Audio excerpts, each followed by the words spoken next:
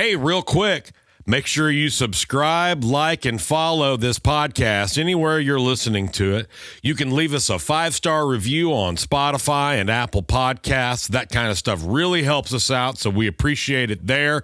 You can follow us on Instagram at Gear and Beer Podcast. If you like the music that you hear in this episode, there will be links to my music anywhere that you're checking it out in the show notes as well. So until next time, enjoy the podcast, keep jamming, and we'll see you. Gear and Beer.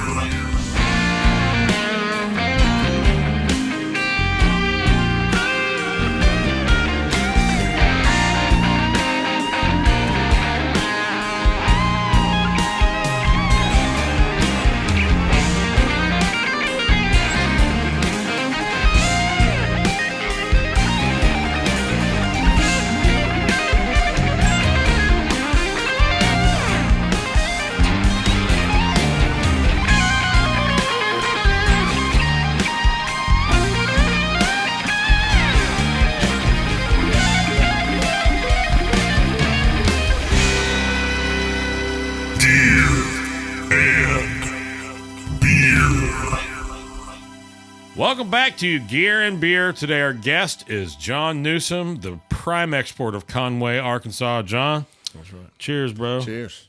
Thank you for coming. Thanks for having me on. Hell yeah. We don't think I've seen you since how long ago was that? Like 2021? That was the shutdown. I mean, that was like in the heart of it. Must have been Well, that's too damn long, first of all. That was a fun jam. I definitely need some information about that guitar. Probably all of these guitars, actually. Yeah. I want to hear all three of them. Oh yeah. I want to hear this Led Boots pedal that we discussed earlier that I'll make you discuss again for sure. The mythical Led Boots.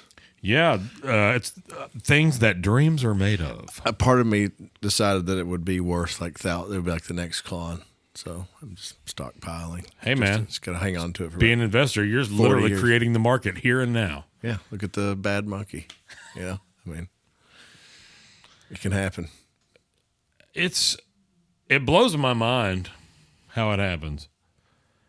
But so I think we're at a point now that can everybody else really hear the TV that my wife is listening to right now? Do you want me to text her? Yeah, if you don't mind. Gotcha. Tell her that I asked you to, so even though she definitely owes you one. I was going to find a way to work it in. That's definitely what I said to her. I'm sorry. What was I even? Oh yeah. Have you ever played that? Is it 59 pedals? King of Clone. I think I have played. That's like a $150, $200 pedal, maybe $100 pedal, bro. And it sounds great. And it's going to be the next. They're going to Prince of Tone, Prince of Clone. Yeah. And I've heard a lot of people sound great on those. Everyone that I've ever played. Are you talking about the MXR thing? No, the what's that?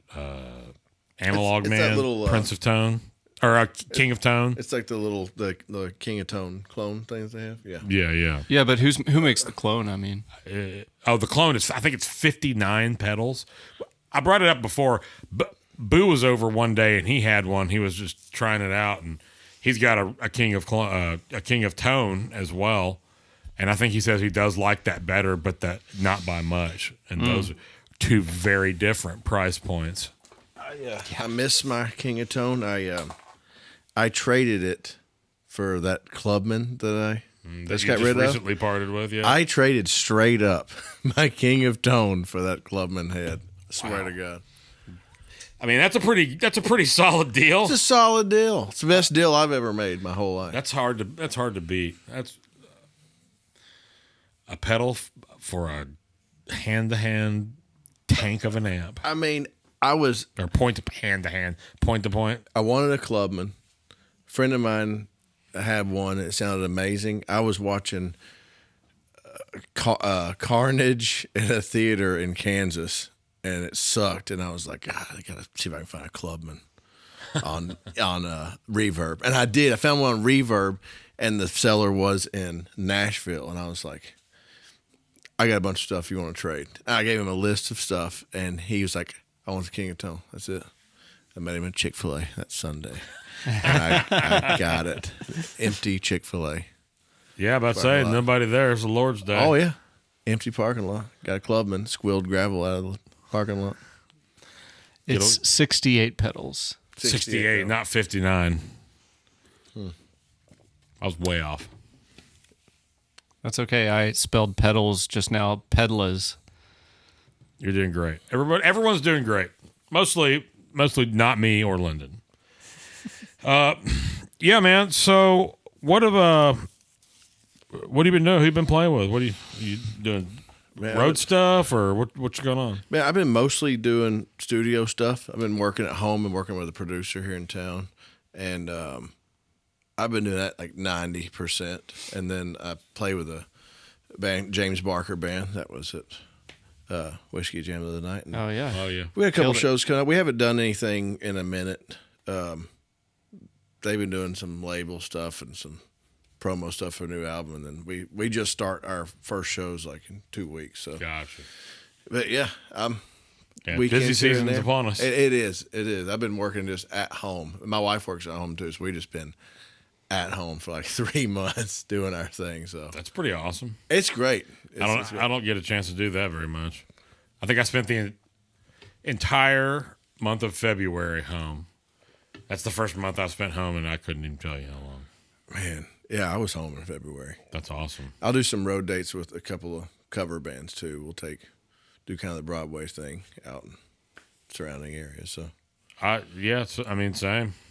It usually ends up being like private gigs everywhere else based on people coming to and seeing us pretty downtown much, or that's whatever. almost every one of them. It works out.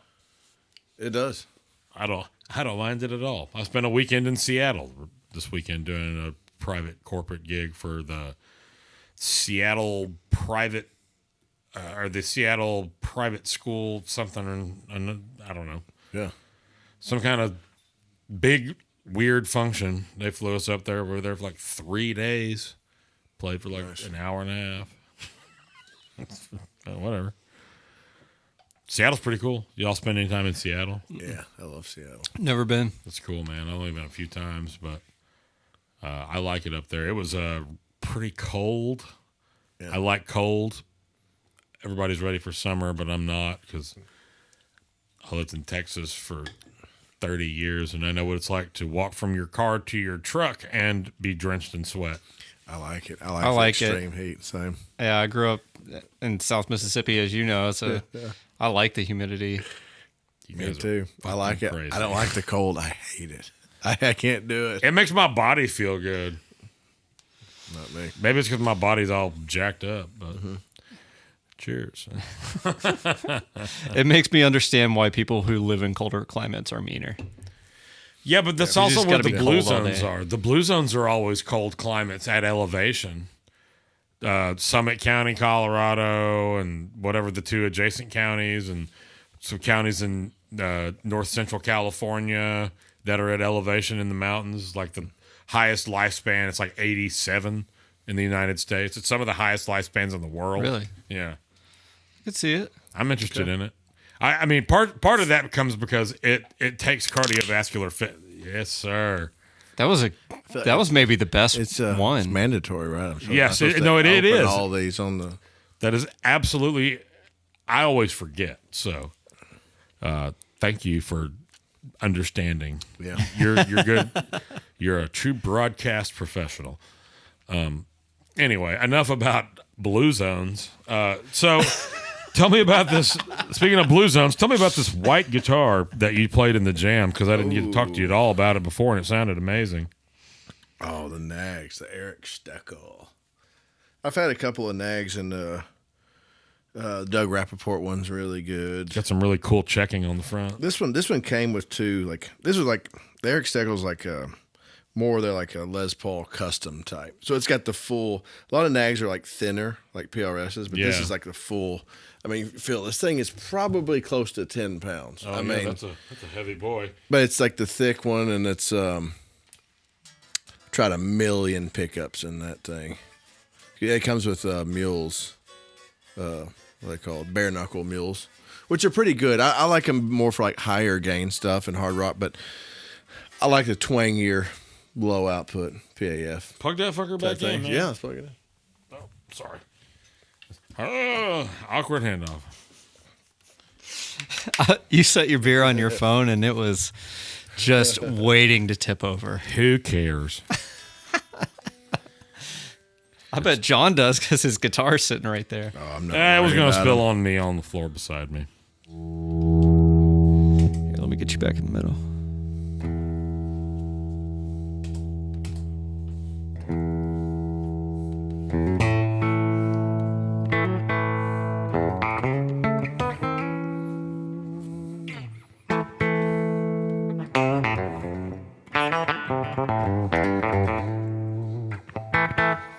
That's cool. That's really clear. It's really clear, super twangy, and you can. Okay, so I've actually.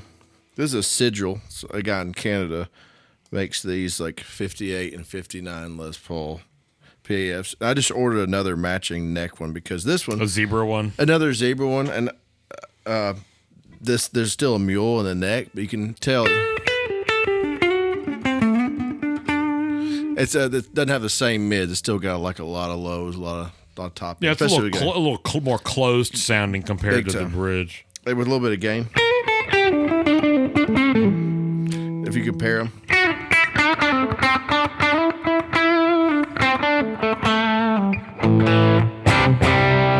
The volume of the two seems pretty consistent. Yeah.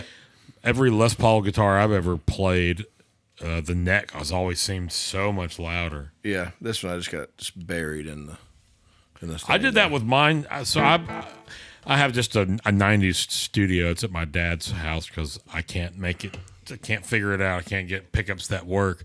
But the bridge is in the back, and it's like 1.3 higher output than the neck, which is buried, and the neck is still like 5 dB louder than the bridge for some reason. I don't know what to do. I don't know what to do. If you've got thoughts, let's hear from you. Yeah. How do we get that? That thing is really clear. Even if he gets pretty. Oh, the light speed. Yeah, this Lightspeed's one of those I've had like 4 different times, and I would sell it, and because it's got that huge, it's got a little bit of a mid suck, it's got that huge low end, and I would always be like, it's too much low end. I play it live, but then when you record with it, it just has this like the top end sparkle just cuts through. I love the sparkle. To me, it's like- definitely got that scoop. It but does. Which makes it weird that it works so good as It a does. Strat pedal too. Yeah, it's great with a Strat. I use it all the time. It never leaves my board. I found that weird white one. You know, everybody does weird paint color schemes or whatever. I saw a white one. I have not seen one before or since. Yeah. And I don't know if it means anything or not, but pretty much like every other pedal on my board, it's on the verge of failure. There's definitely noisy pots, and some of them turn a lot easier than the other ones. What's that love pedal? The love pedal, I don't know. Boo gave it to me, and it is a sustain machine, and I honestly don't even know what it is. I don't know. He just left a stack of pedals over here. There's more in the closet. Man, love pedal's crazy. They've got like 1 million different models. Yeah, and they're that's like a really old one. He's Yeah. had that for a long time, he said. I wonder what that is. Almost like a. It's almost like that's kanji, eternity type thing. I'll text him. It'll make for good audio. That's just the light speed that we're Yeah, it's hearing? just Lightspeed. Let's venture into the lead boots, man. Oh, Let's get right in the that shit. mythical, hard to find. You won't find them anywhere. You got to pay. Got this one from Tokyo. Oh, wow. So, you want to try to explain what this pedal is? Well, it's pretty much a Tim Pierce, except it's just got a way better boost on it. Because it's got a boost with a tone control. Gotcha. And it may be a little different than the Tim Pierce, but if so, I can't even really tell. But I use it for higher gain stuff. Yeah, it's definitely got that cool compressed overdrive. It does. thing. Even when you dial the gain back, it still has like a little chunk to it.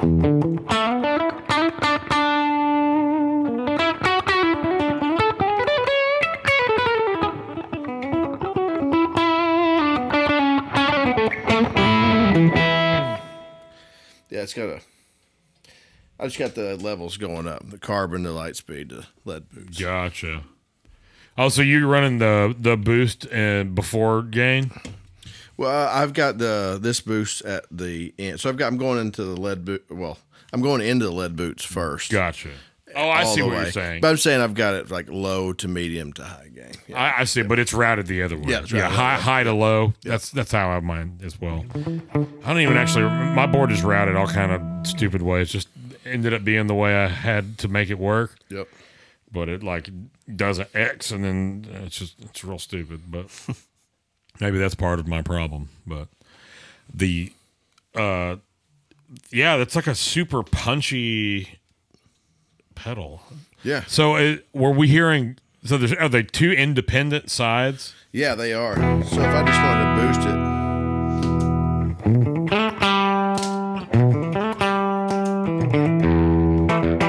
It's a pretty natural sounding boost. And I have the boost and the tone, like a little under noon. Gotcha. It adds a little sparkle too. Yeah, it's nice, clear.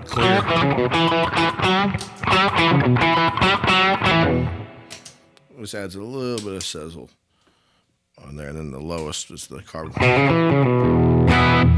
think I'm a little hot going in there, but they're all a little dirty, but I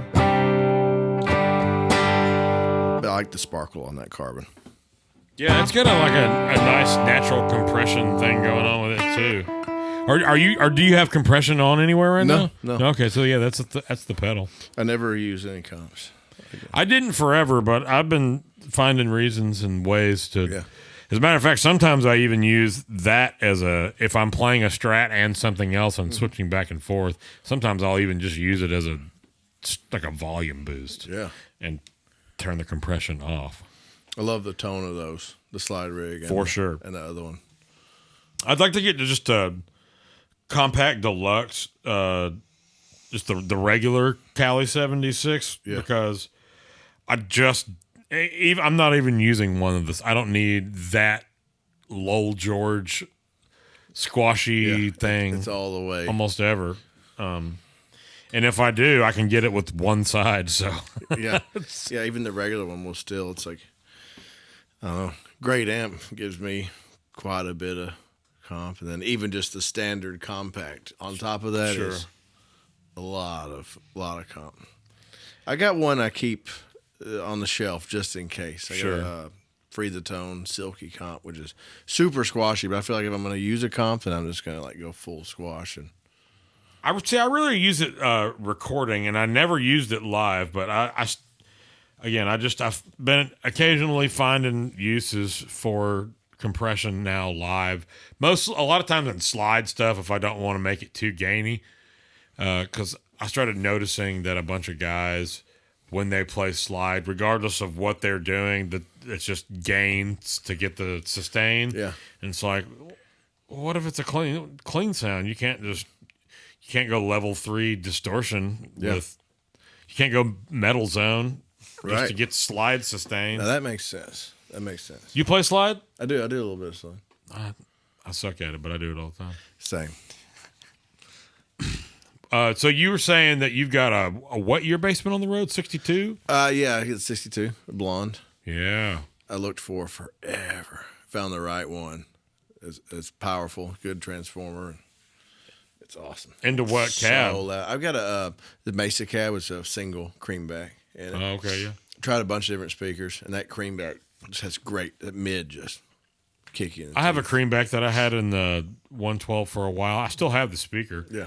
It, I think I may have, I don't know if it got a bad one or something. It got a little rattle or something. I didn't love. I liked other speakers in that cab with different amps, but for some reason the Creamback with the bassman just Does what you're looking for. it's incredible. I mean that. I'm a huge blonde bassman fan. I think they're amazing. Saul and do you know Nick Scallern? I don't know what he's doing now, but he when I met him, he was playing for Jana Kramer, and then he was playing for Carly Pierce for a while. I don't know if he's still doing that or what he's doing, but he had this 61 bassman that was like just one of the best that I've ever heard. And then Saul got so Saul and I subbed on Jana's gig. That's how I met Saul. Yeah. And he played Nick's bassman. And that was the first blonde bassman that I'd ever seen anybody bring out. And it sounded so good. And Saul ended up going to get one. And his sounded good too. But he ended up selling it. And then recently he bought that one from Nick. Wow. So it came full circle, I guess. I bumped into him at my wife's old work, as a matter of fact. And he's like, "Oh, you remember that bassman?" I was like, "Yes, I remember that bassman." They're so good. I think Excuse me. it's one of the best amps ever made, Man, in my opinion. I've never owned a bassman. I got that Pro. I like the Pro. I like all the bassmans. I like the black, silver. He's got a, what year's yours, Lindon? 65? It's a 67. 67? Mm-hmm. Yeah, his sounds good too. And it's been modded by Butler. Yeah. Which it's like infinitely better. Yep. He might have one of mine, I think 66 a little while back. He did the Tweed mod on the first channel of mine. I don't know Yep, if same we for did it. mine. And it With was that- amazing. And the bass boost it then becomes a mid boost. So you just like drive it even harder. Such a good amp. Hey, what did I do with that thing? I don't know where that gear doesn't last real long in my house. I can tell, man. I go through so much of it, dude. That's I've had it awesome all. though. You end up with exactly what you want on your board. Well, I end up just with what is working for Mm-hmm. that particular time. You know, if I got some other gig or had some. Do you have a sound bigger like- board that you run around with? I've got a main. I've got a main board that's like a really big one that has like the loop switcher and everything. But it's more like live. I don't really the loop switcher like in the studio is kind of a lot. I can't really. I'd rather like move around something like this. But this is my medium board. I've got a small one, just reverb delay, a couple gains, and then I've got a fly board.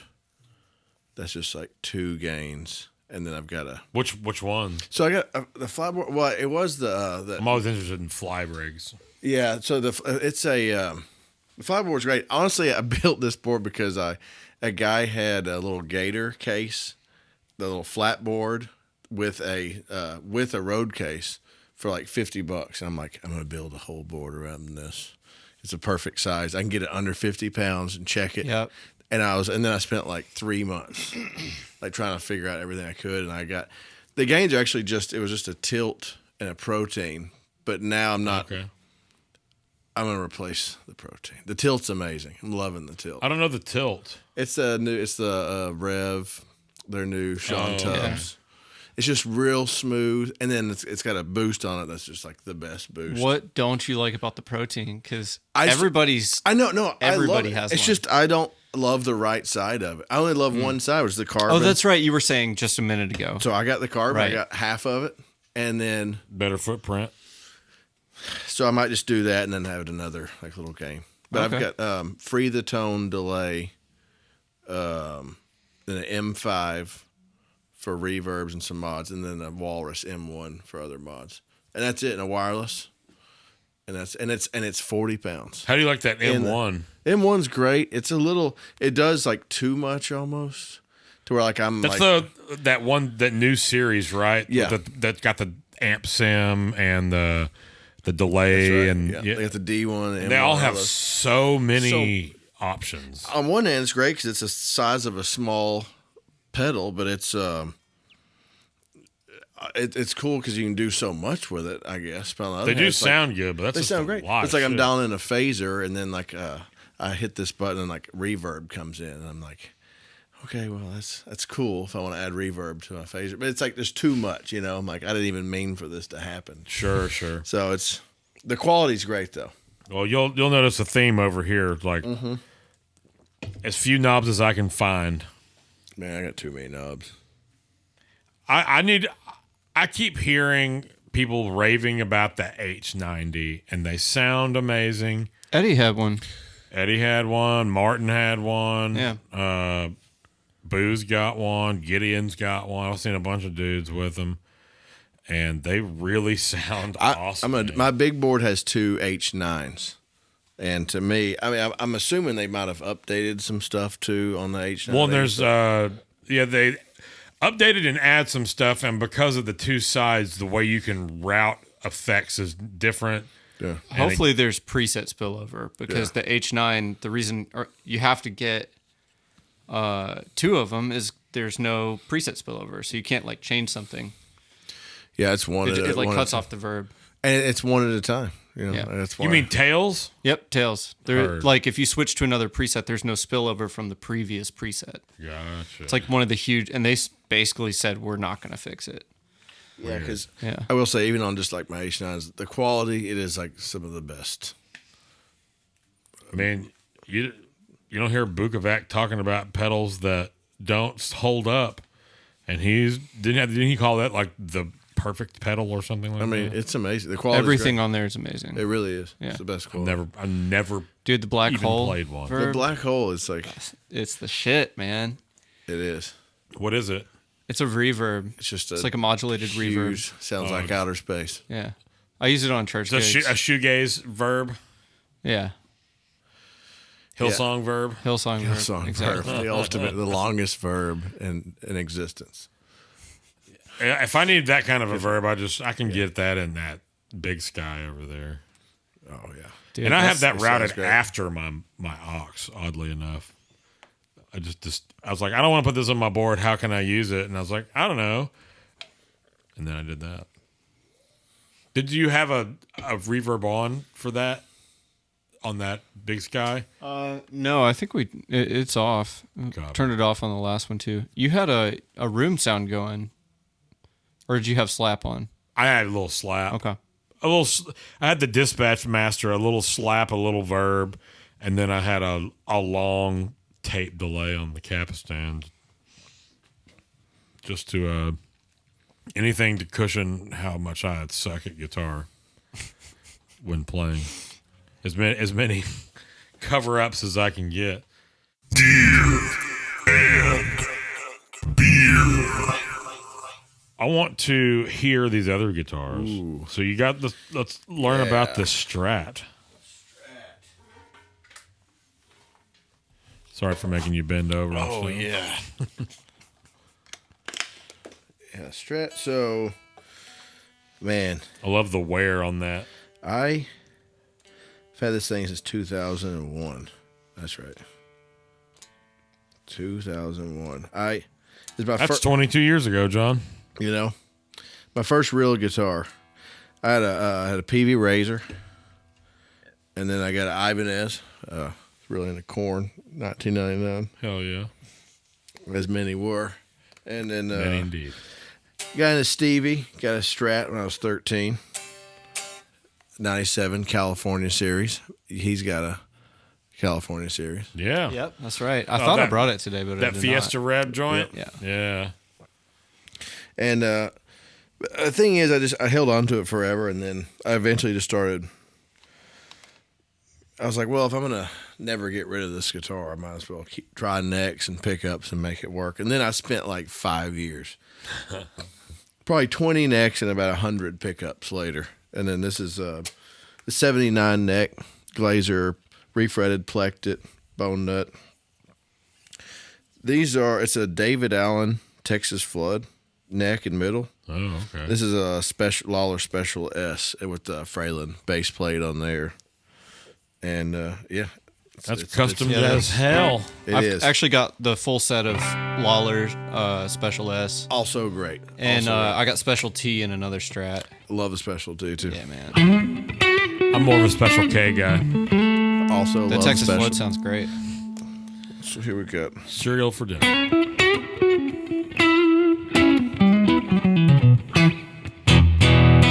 That's beefy as fuck, It's son. beefy, That and sounds it's got- great. It's like Scoopy. It's got a beefy, and then like the. It ain't a top Strat end. if it ain't Scoop. It's got that top end.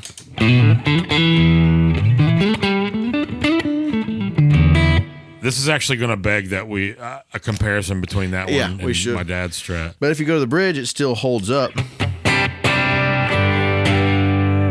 Yeah, that's a fat bridge, man. And I use it for country.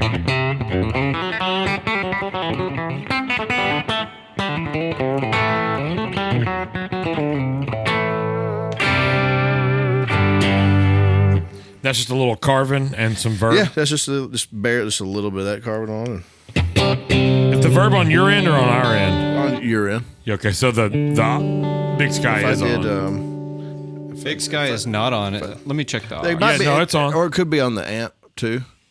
Oh, it may be on the amp. I didn't even look at the verb on there. I can. It looks like the Big Sky is on. Oh no, that's a different light that I saw. There's no verb here. There's a little bit. Actually, you know what? Here, it's plate verb.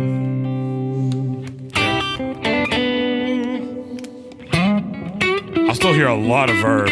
Oh yeah, sorry, I turned one on while I just wanted to muddy the water a little bit. I was like, oh my god, all my stuff's broken. Shit. Just keeping you on your toes, Miller. Oh yeah, there it is. That's cleaned it up.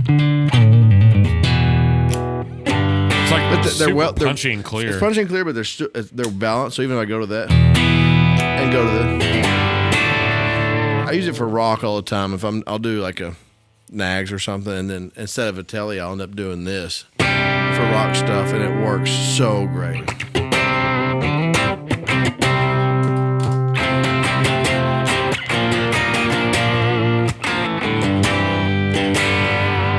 And then, y'all know Matthew Mitchell? Yeah. You know? So he turned me on to the Culver High and the way he has the setup. Here we have that perfect where you tune the E, goes up a half step, B, whole step, Yep. and then G, step it up. But How do you do that? well, so you have to match the tension of the strings You do the claw, right? and the springs. Oh, I did them towards the center. Yeah, so what you can do that way, it's like, as long as you have that, it's like a certain spot right here where when the tension's equal on both sides, no matter what you do, it goes back to that resting spot. So if I go down, but it won't go out of tune. I can sit there and do that all day. The tremolo on my PRS is floating, and I got a half step on every string, but I've never heard the different. Yeah. Well, Carl says that whenever they are tuned that way, where it is half and whole and 7/2, that he thinks that that's where the tension is equal. And whether it's true or not, I don't know. But whenever I did some road gigs with Matt Mitchell, and his Strat wouldn't go out of tune, and I was like, God, what is? You got to show me this. He's like, oh, just look up these videos he sent me, and I tried. It took me a while to kind of finagle that, and then plus these screws here to get it all right where I wanted it. Yeah. Tim Goyne showed me that. Really? I think he said he learned it from like some Scott Henderson VHS. That makes sense. Yeah, that sounds right. But that makes sense both for source and subject. Yeah. Yeah. Lindon, hand him that Strat. Yep. I just want to hear how much clearer, because I feel like this Strat's clearer than mine. But I like mine because I think it sounds really clear.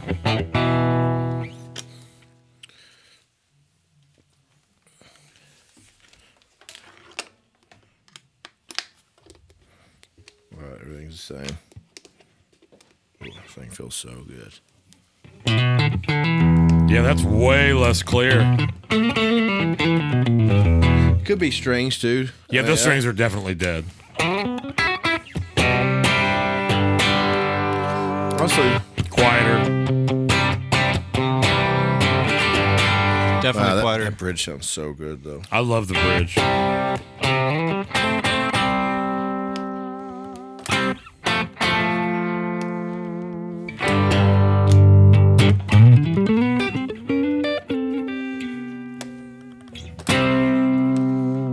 Man, that's great.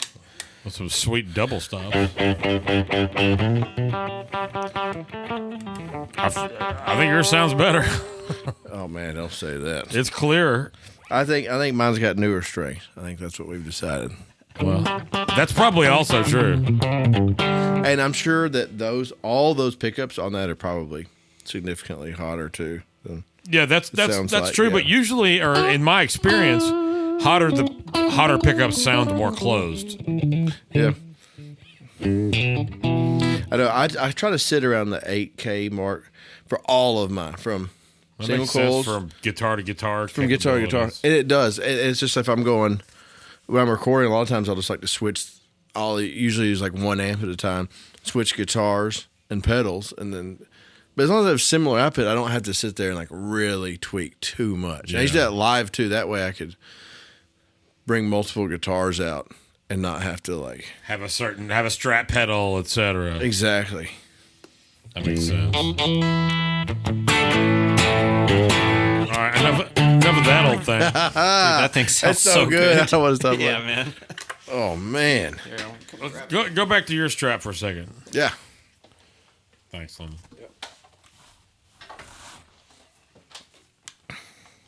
It just has a fidelity to it. Yeah, that sounds really good.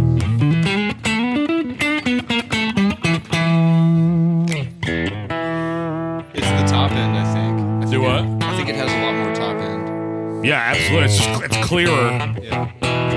Yeah, I got and plus that Fralin bass plate adds has a little bit of mid boost, and it makes it a little less noisy. The pedal too.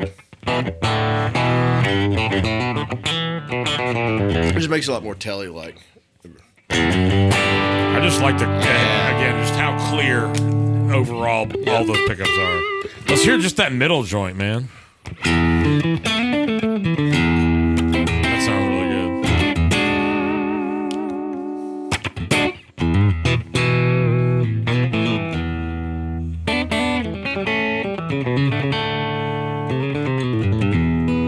Yeah, man. They're Good Lord. they're clear. That's a good sounding damn guitar. Make it sound good. Took 21 years, and it was a great birthday present, you know. Hell yeah. And then I found this. Solid desk pop. Oh shit! I should have put it in there. That's all right. You're not going to beat your first one. It caught it pretty good. I know. Yeah. This I found this 79 neck in Slovakia, or no, was it like Serbia or something like that? Eastern Europe. somewhere in Eastern Europe, and the height of the pandemic for $500. And I thought I paid for it on Reverb, and I thought there's no way this thing's ever getting to my front door, and it did, and it was the one. It showed up, and it was great. I was like, man, I just loved the shape of it. It feels great when I played it earlier. And yeah, then I started really putting more shit on there. So, well, I think all the steps you've taken have been towards. They've been nice means to a fine end, sir.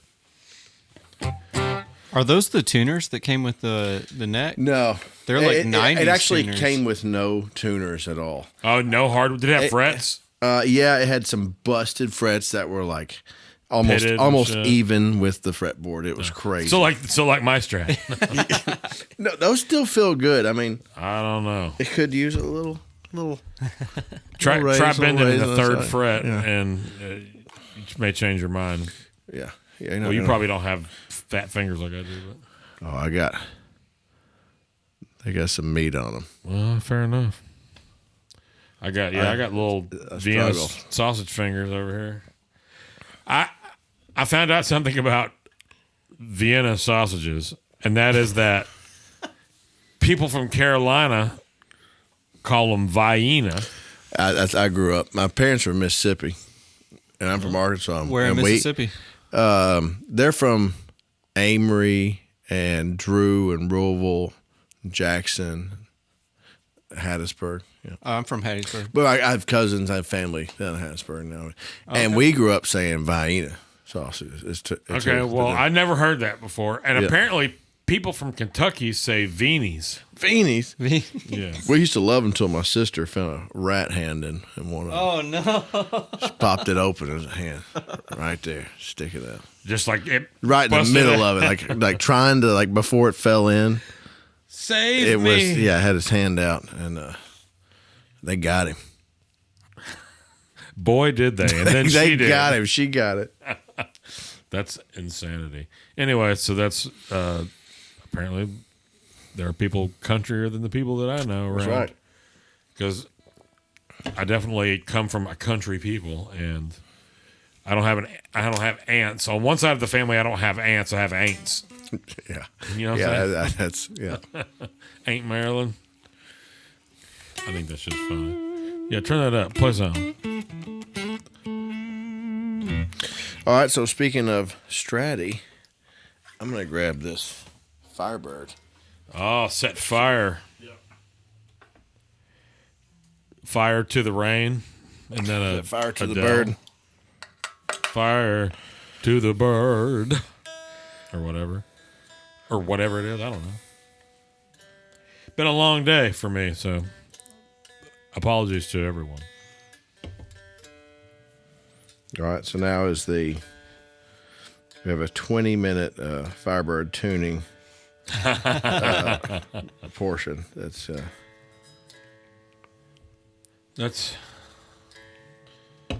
how you know it's good. Yeah, that's how you know it's a find the Firebird. Authenticity. Yeah, it's a real Firebird. Must be real. So it's also quite Strat.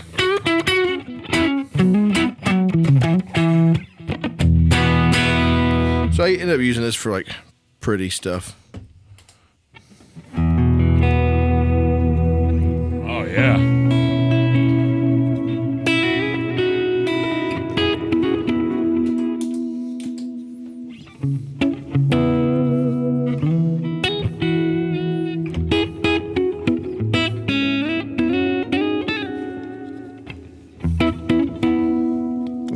It kind of gets me that Gretsch thing. Yeah. Totally.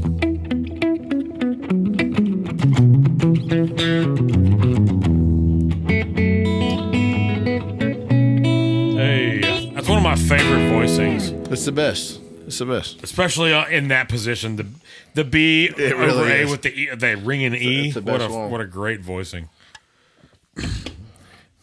Yeah, this one, it gets a little... That's cool, man. You got very open sounding guitars. It's a big... It gets a little harsh on the bridge, but I just have to kind of dial it in a little bit Sure. for it. But it's the Southern rock band I play with. We end up doing a lot of Skinnerd, and Sure. so I had to get the Firebird. It's the only way. Well, it sounds cool, man. It's still good. It's not too harsh on the bridge. That doesn't sound harsh to me at all. It sounds really clear and chimey.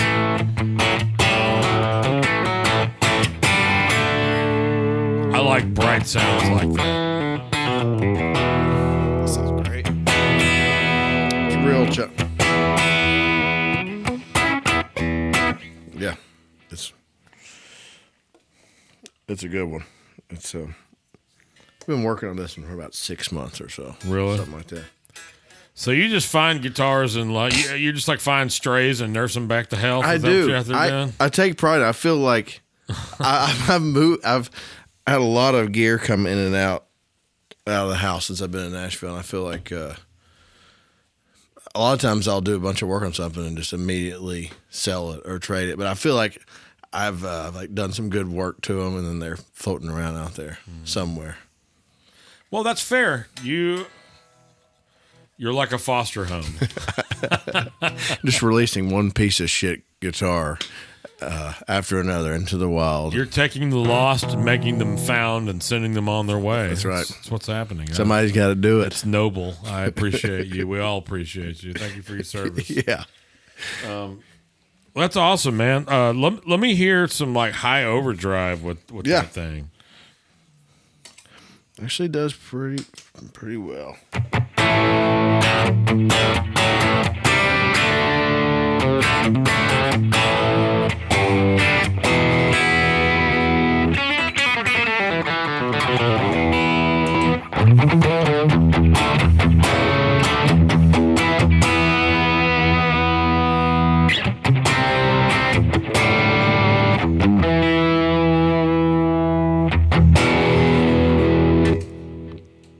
So.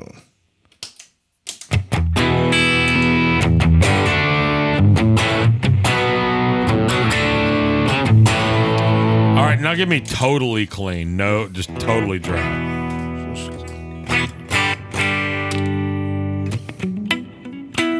Like no verb or nothing. Just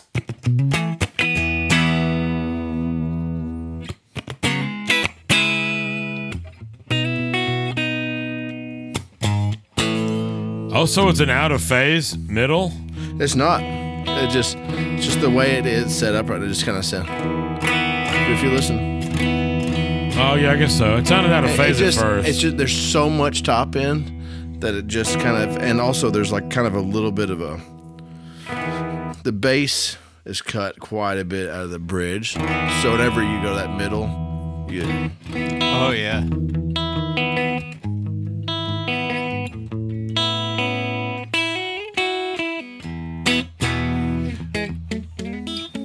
Wait, so it's got selectors and independent volume knobs? Yeah, it's just they're opposite Les Paul. And I'm still not used to them since the volumes are here and tones are here. Oh. Throws me off all the time. Yeah, I would definitely crash and burn with that. Yeah, everything about this guitar is so not like any other guitar. It's even everything's also up here. So whenever I'm playing it live, it's like it's so. Yeah, this one's taking me a minute to get used to. It's also a very thin body. Oh my god, it's crazy. It's like I didn't realize how thin those were. It's a 2x10. yeah, it's I would say it's a good 5 inches.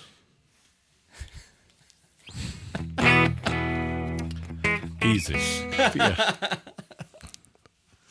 Depends on who you ask.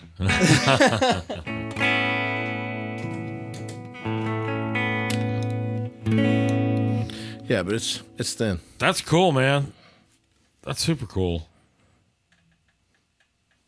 I still don't understand the tuner design, but Me too. It's a 4-to-1 ratio, and I was like, so I got it, but they look cool, and it's like this custom shop thing. I was like, you know what, I'm gonna try everything I can to put a bone nut on here. And did you make it yourself, or did you get somebody? no, I did some other stuff, but I got British Audio put a bone nut on there for me. Man, I've heard when I first moved to town, I heard horror stories from people, but I ended up taking something there, and I've been taking stuff there for almost a decade now. And totally different people now than it once was, and I've had nothing but pretty positive experiences. Same here. Recently, they seem to take a little longer than they once did. You used to be able to pay to put a rush on it. Yeah. And I'm happy to do that because if I'm bringing you something, it's because it's broken and I need it to be fixed. Yeah. Not because I just thought about getting this fixed. And I was like, you know what? Today's the day.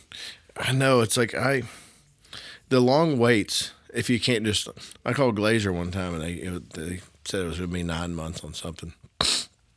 They said, just bring it in and we'll get to it. I'm like, well, whenever it's ready to get worked on in like 8.5 months, could I bring it in then? They're like, no, we got to get it now, and we got to just set it in our shop. I'm like, okay, well, I'm going to go to British Audio. Literally anything else. Yeah, it was just too long. I'm like, That would what if I make want to play this guitar? Why don't they do that? They schedule it like bringing in your car for a tune-up. It's like, you're going to bring it here this time and we're going to fix it. But they don't say, hey, we're going to give you a tune-up in May. I know it's only December now, but can you go ahead and drop that off? You don't need that car, will you? I mean, I never really even considered that concept, but Why the hell not? What? That makes no sense. Why not just give somebody a ticket number and auto email? That's what I them? said. I said I will. Exactly. Whenever you're ready to work on it, I will drop it off. And no, that's not how we do it. I was like, I one time dropped Okay, a guitar at my Les Paul at famous guitar shop in Dallas, Charlie's Guitar Shop. Mm-hmm. I had never heard anything from them for 3 months. I finally called them and I said, hey, just calling to check on the guitar. And they said, what guitar? And I said, I'm on my way. I went up there. It took them 40 minutes to find my guitar. They didn't even know they had it. Somebody just stuck it in the back, and Never made a ticket for it. that was the that only, sounds like Charlie's. I mean, that's the only time I ever tried to do any business with Charlie's. I had been in there before just to like hang out and mess around, guitar store, whatever, but The first time I went in there, some dude was fixing a string on a guitar, and he had he had like a drill with a bit for like winding the string on the end of it, and he had it set the wrong way. And he like went full blast on it, and it just popped the string straight in his face. That's where I got my RC booster. It's top quality. Yeah, we're really, Charlie's. so kiss my ass, Charlie's. Yeah, so Charlie sucks. Legendary spot. Cool shirts, bad service. Honestly, there used to be a lot of cool guitar stores in Dallas and like east of Dallas and Garland, where I'm from. Yeah. And everything, with the exception of a couple like Guitar Sanctuary and Jimmy Wallace guitars, now it's just like all anyone has is like beginner model stuff. Zoo guitars, right? Yeah, Zoo Music. Yeah, Zoo. I used to live right by Zoo Music on Camp Bowie. Zoo's pretty Yeah. dope. Oh, there was a zoo over there too? Yeah. So the first zoo was on Garland Road in Dallas. Well, this zoo is like a busted zoo. You may have never heard of it. There's a bunch of good amps in the back, a bunch of vintage Fenders, and they all say "Ask Mike," and it's because they're not for sale and they're kind of broken. But you don't really know because you got to ask Mike, and they don't know where Mike is. And so I'm like, what about this bassman? Like, is there? I mean, what does it need? Oh no, Well, we got to ask Mike. we got to ask Mike. So we probably don't. You wouldn't want that one. Okay, well, everything else in here sucks. So It's very interesting. When I was growing up, there was like 3 hotspot guitar shops in Garland, Texas, and they were like they would draw business from all around the Metroplex, off Fort Worth and everywhere, because you could get cool shit there. But Larry Morgan, Spear, and Zoo Music, all real close to each other in Garland, and there was also a zoo on Garland Road in East Dallas, and then there was Charlie's, and then there was what was that other spot called? There was one more. Now there's cool Killer Vintage Guitars over by Love Field. It's cool. Killer's great. There's Jimmy Wallace Shop. Guitars in Garland, and there's Guitar Sanctuary and McKinney. yeah, John, did you say you had been to Jimmy's shop? I have. Man, Yeah, Jimmy and Killer Vintage. I haven't been to Killer Vintage. My buddy Mel used to work there. That's the second one. The first one is in St. Louis, and the guy that owns them is just like, wealthy businessman, guitar fanatic kind of a guy. Cool. So they have cool shit in there, and it's all priced for people like him. But if you know the right people, you can find cool stuff, and sometimes get deals. They're just one of the few people that are holding large inventory. Tone Shop's good. Where's that at? Addison. I don't know Tone Shop. Tone Shop's great. It just kept growing and growing, and they just got better and better stuff, and they're just really great people in there. I've never been to that. It's Where in good. Addison? Shit, I don't know. I don't even really know Addison. Yeah, I don't even. It's kind of a weird It's a weird. area. It is. That's what people say about Addison. Weird area. Weird Oh, area. I'm not going. You guys ever heard of this Addison? Addison? What a weird area. Really weird spot. I used to hang out there all the time. I used to play at that Sherlock's all the time. A long time ago. And at one time, I flew private on a twin prop plane to a gig in Odessa.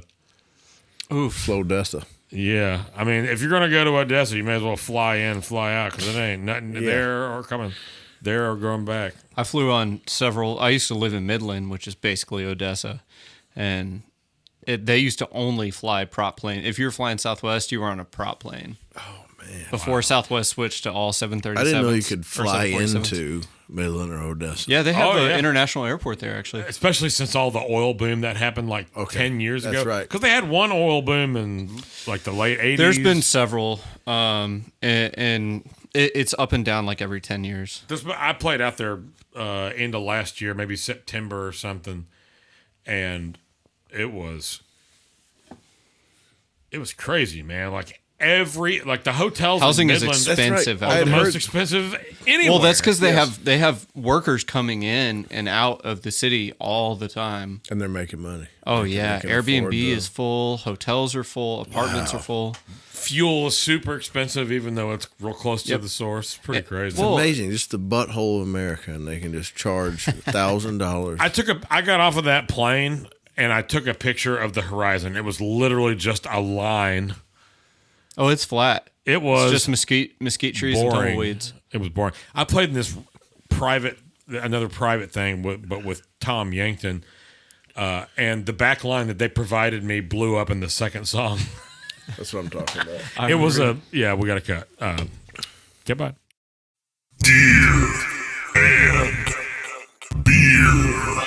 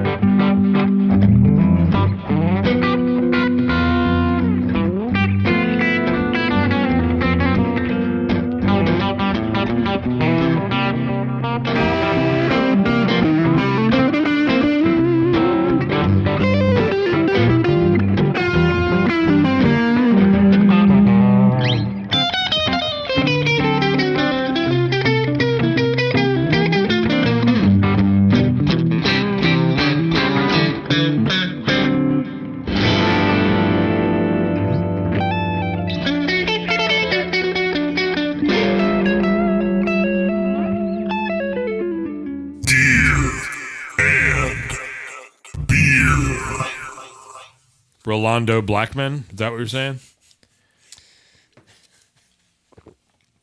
I'll take that as a yes. Principal Blackman.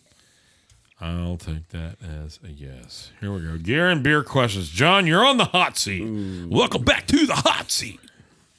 That's not what this is called, but sorry. I got excited. I apologize. I need a sip of beer. Yeah, I'm trying to finish this one before the questions start coming. I have my beer has outrun me. It is now warm, so I'm not doing this right. All right, so here we go. As always, the first question is Metallica or Megadeth?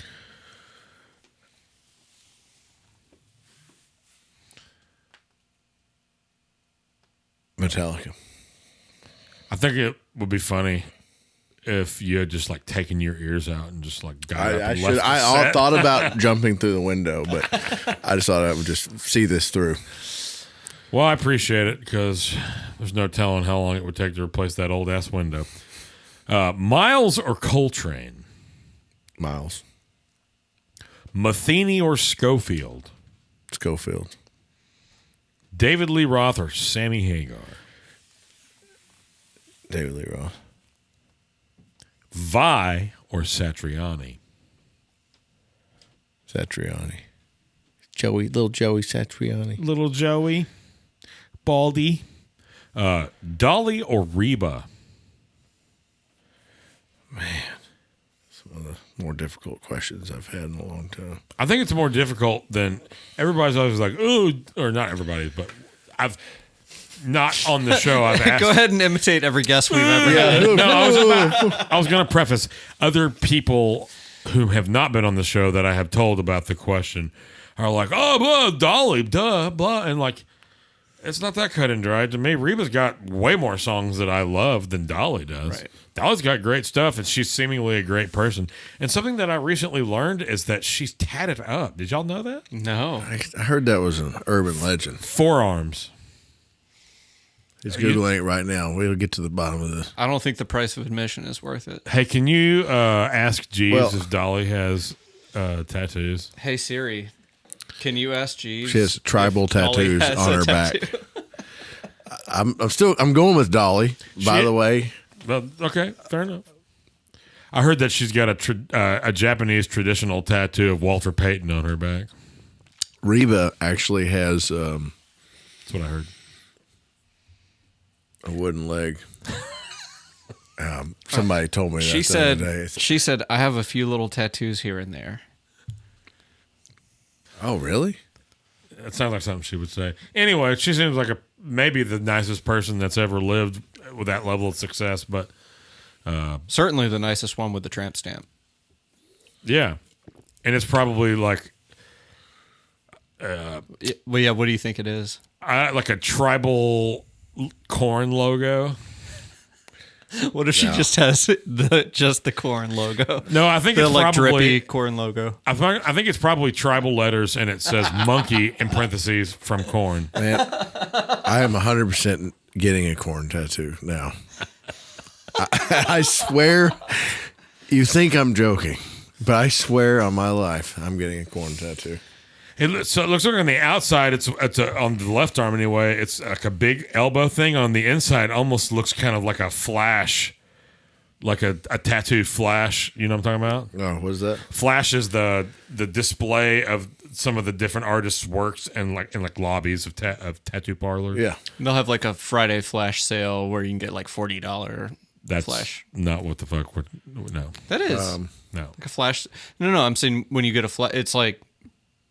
I know what you're talking about. An example of the artist's work is the flash, but they'll give you like a flash sale where they do some of those tattoos. Oh, if you choose, you pick from the flash reel. Well, and they do it for like $40. That's probably what some of I these thought you were making some of those are flash. Yeah, definitely. I think some of these I have like 2 hours to hang out and are any of them road tattoos?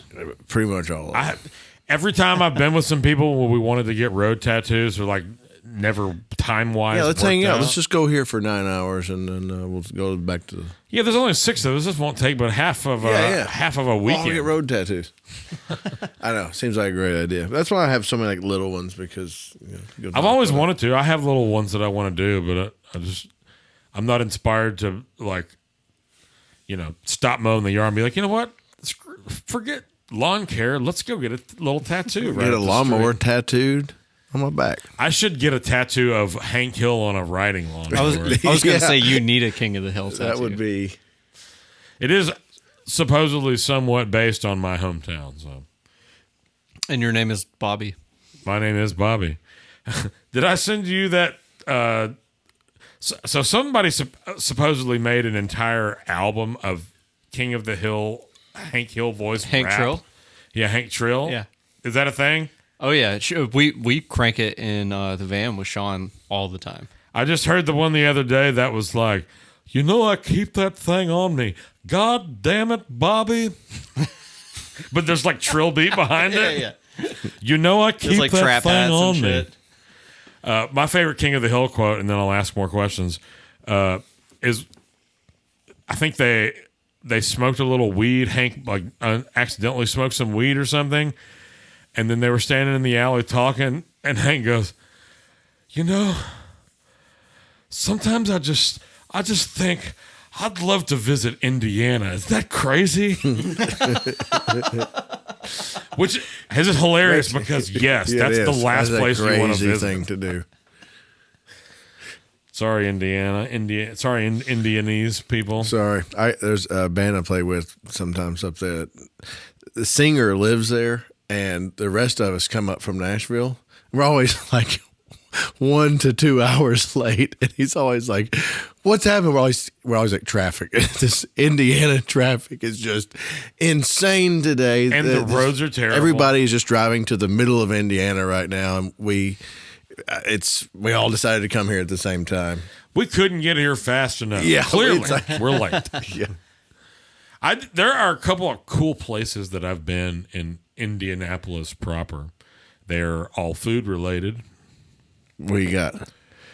Shapiro's, that's the one. It's a Jewish deli, but not like a New York Jewish deli, which I've never even actually been to, but the concept of the New York Jewish deli, this is like a cafeteria place that makes Jewish deli style sandwiches. Like you can go get fried chicken and some, green beans and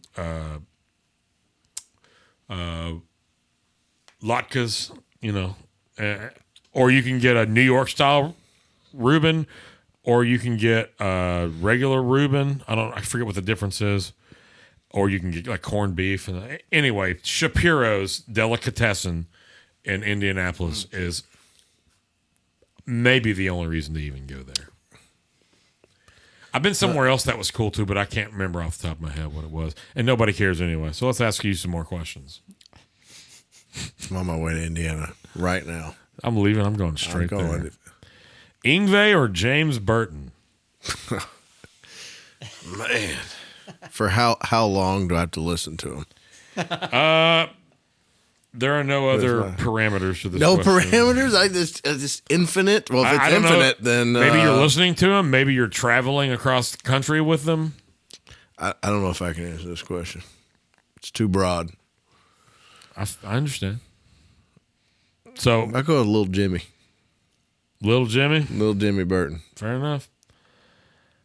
John Petrucci or Paul Gilbert?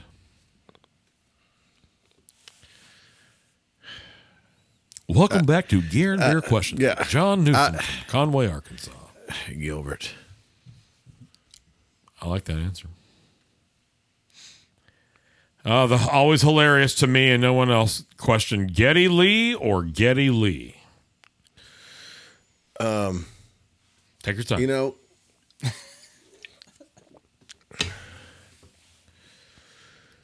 If I had to, in what scenario?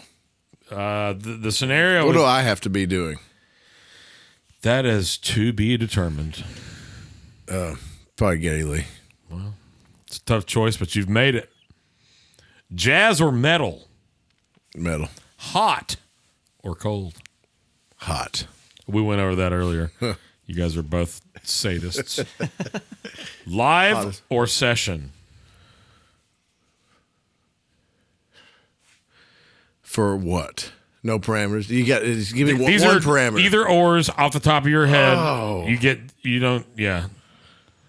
You just have to pick because someone once told us that's what we should do, and so now it's what we do. Multiple people actually suggested questions.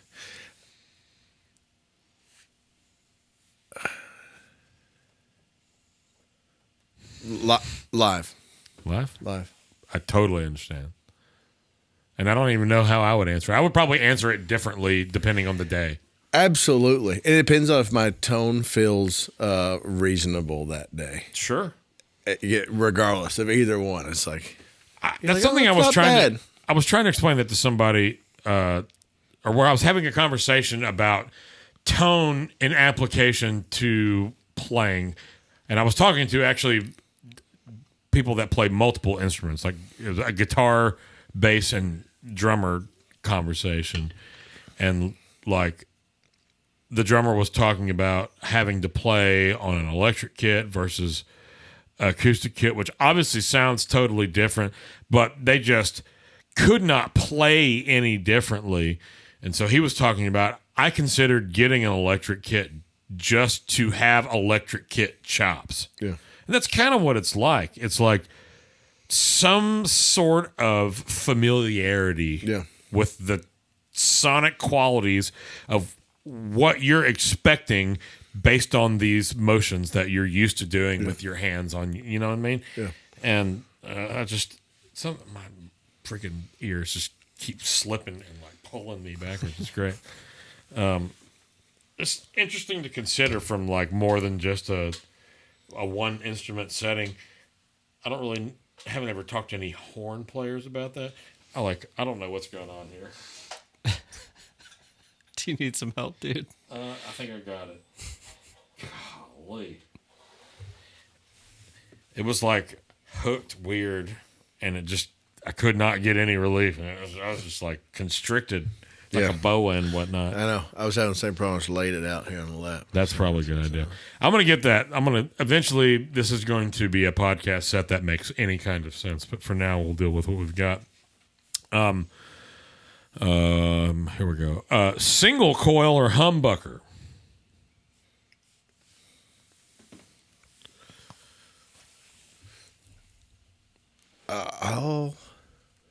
Asking the tough questions. I'm going to go with single coil because even at the maximum of that, I still got a P90. You're right. I ain't get close enough. I think you're right. I think that's the right choice. I can always add more to it, but I don't know. That's a tough one. So I see you have a volume pedal. Do you use your volume knob? Oh yeah. So you're a both guy. I a lot of times I'll have it all the way up. I use this more for like swells and stuff like that. But I love my volume is usually like on 6 or 7 on the guitar. Like I love cleaning it up on my guitar. I usually go a little hotter than necessary, clean it up. Do you run a treble bleed or any particular cap or resistor values in your electronics? I make sure on every guitar I have, no matter what, it's got to have a great roll off. I mean, if it's even like that telly that I sold the other day, 67, and it had a super dark. You roll it off, it's immediate darkness. Immediately did that. Did that. I mean, just as soon as you touch it. And I put a treble bleed on as a 920D treble bleed on there. It was immediately just so good. It was perfect. Didn't have to do anything. It was such a good one. That Strat that you played is the only guitar that I don't have a treble bleed in. Yeah, and does it get muffled or is it? Yes, you got a little room.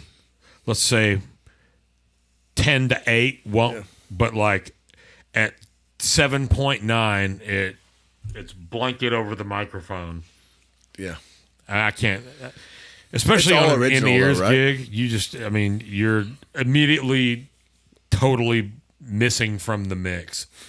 at least for how I want to hear it. And with strats too, like volume roll off on a strat is like so good on that neck. But it's all original though, right? Yeah. So I mean, it is what it is. I keep threatening to put frets on it and remove the vintage electronics, set them aside, put in the treble bleeds with new fresh pots, and just make it a player's guitar. Even with those pots, you could just put it in treble bleed, leave everything as is, and it could be, because I left all the original electronics on that telly, added that 920D, and it was just perfect. I didn't have to touch it, and you could just take it off anytime. Well, I've got maybe I'll do that tomorrow then. Well, Sure. I don't have time tomorrow. A Thursday I'll do that. Or what I got Thursday? Something. I don't know, man. I got something like every day this week. It's crazy. Try. You can always take it off. Because I mean, you're right. I just worry that like something weird's going to happen with the solder. I'm going to have to add some new solder, and something's going to be weird. And I don't know. I don't know, man. I don't know. I'm scared. I'm sorry. As you should be. I'm very scared about that whole thing.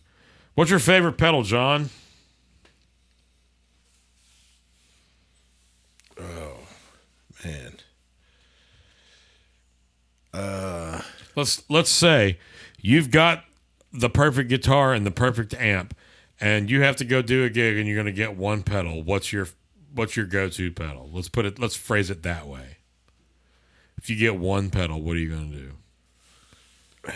So, but if I get one pedal, and HX effects is not acceptable.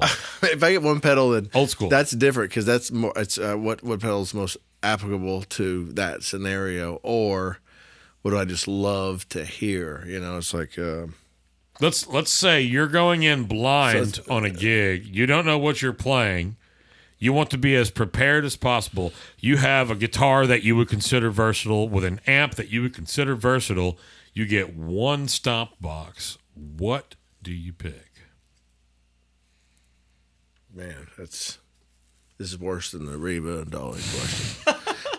It's a part. They just keep getting worse. Keep getting worse. I would probably do like something higher gain because I can lower I don't know what the gig is. What if I'm playing a Metallica songs, playing Megadeth songs? Well, I'm not going to play any Megadeth songs. But I think that like picking a pedal depends on the kind of amp that you have. So like if you've got a Fender amp and it's not going to get that dirty, then maybe if you're going in blind that you might need. I just think there's a right answer to this question because given the parameters, you've got whatever guitar. So let's say you think. Do I have whatever amp as well? Yeah, that's what I'm saying. So you've got your pick you've got your perfect versatility options. So that you could guitar have drives covered. So let's just even say you've got a 335 and a Princeton. So you can get some really good sounding natural breakup from the amp. Do you have something like an Echoplex emulator, a really good Echoplex? I think that the right answer is some sort of tape machine emulator that you can get drive out of that has reverb option on it that in very limited parameter, like for the Capstan, for instance. Right, you can put the spring reverb on the repeats. You have the multiple head options. You have all the wetness, but you can get to drive out of your amp. I don't know. It's a completely stupid hypothetical, but I've thought a lot about it for some reason. I would do some sort of a dual gain and boost. That makes sense.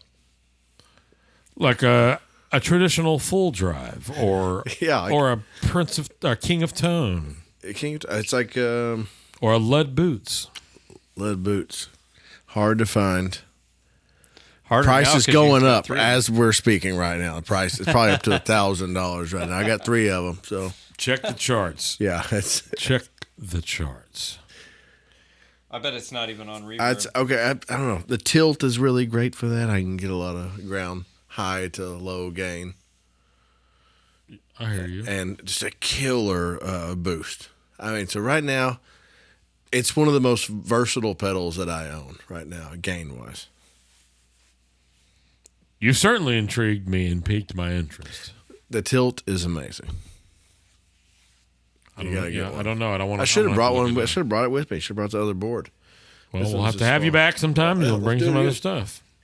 You're a man of many parts, and as you've already said, it changes all the time. So you'll have some more shit. I'll have the only thing that will always stick with me is this Strat. Because it's got the body of the first guitar, It's got right? the body of the first guitar.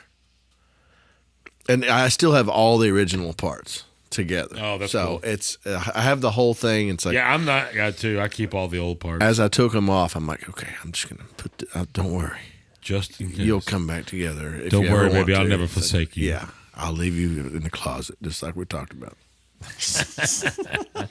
What's your favorite artist to listen to right now? Man, to listen to right now, it's I'm all over the place. I will anything from hard rock to funk to folk to old country to anything. But like right now, I'm it's been called First Aid Kit that I love a lot right now. So I'm not familiar. Please make a note, sir. it's kind of it's kind of like a folky. I don't know. I just like the way they record it. It reminds me like Fleetwood Mac kind of. Oh, okay. And yeah, but Is it so a female singer? It is. It's two female singers from Oh, okay. like I think they're like Ann and Nancy. I think they're like Swedish or something. You know, they have really cool, like the Cardigans is one of my favorite bands. That's a Swedish I band. think one of the greatest guitar tones ever recorded is by the Cardigans. Which tune? I think it's called something horse, like A Fat- Good Horse. A Good Horse. Yeah, that's on the Long Gone Before Daylight record. And that's which is a blonde- masterpiece. blonde bassman, Is it? dimed out blonde bassman. And that's what initially got me into bassments. That's a really, really good record. It's man. great, and that's the thing because you think like "Loveful" and stuff like that, which I love that song, It's too. a great song. I love it. It made them. But they did a Loveful lot of- enabled them to make Long Gone Before Daylight. Absolutely, but they have a lot of like different. They kind of did their thing, but A Good Horse, one of the best tones ever. That's one of my favorite parts about that band. Nobody's going to like chops your head off or anything, or maybe they will, but they don't in the recordings. But they're able to find such like vibe from all the different tones of the instruments. Yeah. Always really cool keys and guitar sounds, and like some of the room stuff that they do with drums and bass. It's what a great band. I'm so happy to hear you mention that song just now. Yeah, it doesn't always. You don't think about that one all the time, but when I hear that riff, I'm like, man, that is. I'll be sure to link that. It's pretty Keithy, but I love Keith. I'm a huge Stones fan, so. I came around a lot more on the Stones as I've become an old person. What's your favorite thing to do outside of music and gear and stuff? Cook. Oh. Definitely. Yes. What do you cook? What are you doing? I go through phases. So right now we're kind of like an Asian street food kind of thing, but kind of like Chinese. I got a book. It's Jean Famous Foods from Flushing, but it's just a family that has like Chinese street food that moved here from China, and they have like all these like crazy dishes, but they have like how to do their byung noodles and stuff like that, how to do their dumplings, everything. And my wife and I like to go through books together, and we'll just take notes and write what That's we a liked and great didn't like. idea. That's right. We'll go through it, and we'll try to do it a couple times a week, and we'll go through a book and write everything we like, and then finish that book and go through. And I've got some favorites I like, and then I'll go through phases, like whatever that chef is doing. I'll like try to dig in as much as possible, and then move on to the next thing. But that's just kind of where we are right now, because that's just one thing I had not ever gotten into. It's like Chinese street food. What does like great Chinese taste like? Does It's not she like just take cook it. too? She does. She's great. She's a great Awesome. cook. So, but You we guys love ever? it. Oh, I'm sorry. Go ahead. No, we love it. We're just I love Asian food too. And have you guys ever been to the Resorts World in Vegas? no. So inside Resorts World in Vegas, they have this famous street food, like food stalls. That's across from the Cosmopolitan. No. It's 2 miles away. Okay. It's right next to Circus Circus, towards downtown. Okay. It's like a 2-year-old. It used to be where Stardust is. Now it's called Resorts World. There, I've played there a bunch of times. They have this. It spans the entire, or like half the length of the casino floor, and it's just like famous Asian fusion spots from around the United States, and they have limited menus in there, and it's like really high quality. I mean, it's Vegas quality food. Like, nobody makes shitty food in Vegas. You wouldn't last. We're running out of time, so I'm gonna cut a couple of these. Let's see here. Give us 3 desert island records, and I don't want deliberation. I just want you off the top of your head. You give me a different answer tomorrow. Records. Man, I would probably do Exile on Main Street, Stones. Man, I'd probably do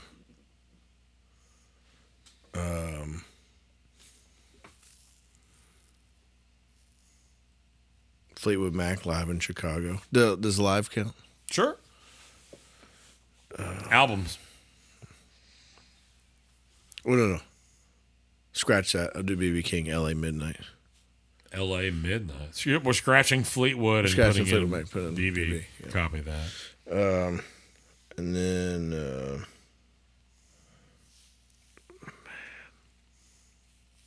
desert. What I gotta listen to? This is tough. My phone auto-corrected BB King to BB Kong. Donkey's brother? BB's cousin, man. Donkey Kong, BB Kong. Old Kong. Man, I'm not a video game guy, but when I was, Donkey Kong was the thing. Oh, yeah. Exactly. What's that third one, John? Man, this is like impossible. Just pull one out. Fleeting. I want fleeting answers. Now that I got. These will all be fleeting.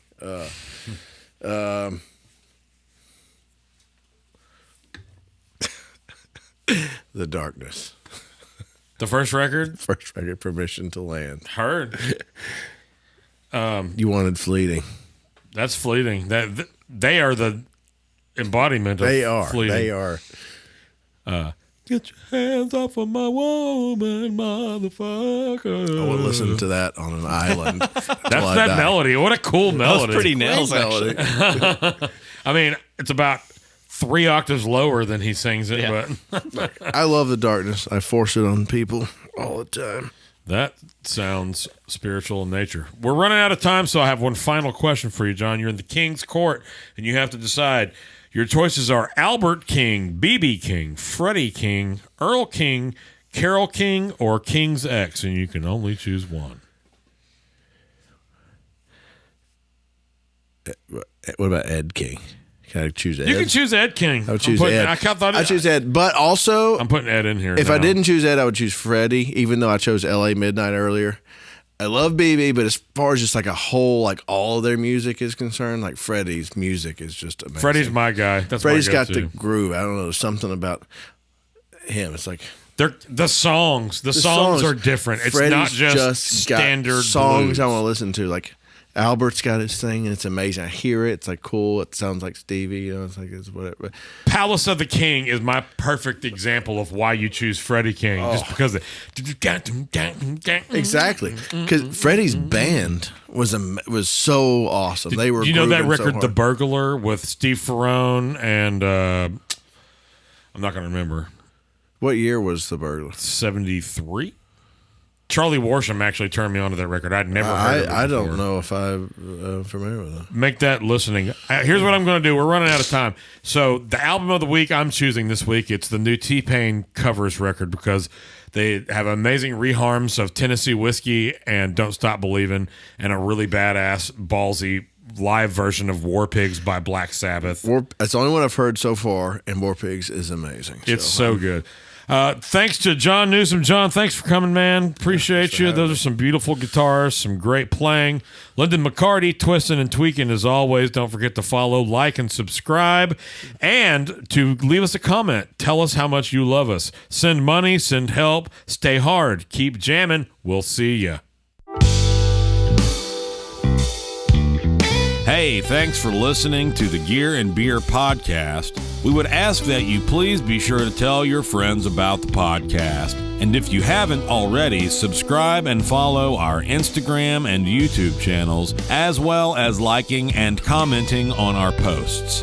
Are there guests you want to see on the podcast? Topics you want us to talk about, or pieces of gear? Let us know.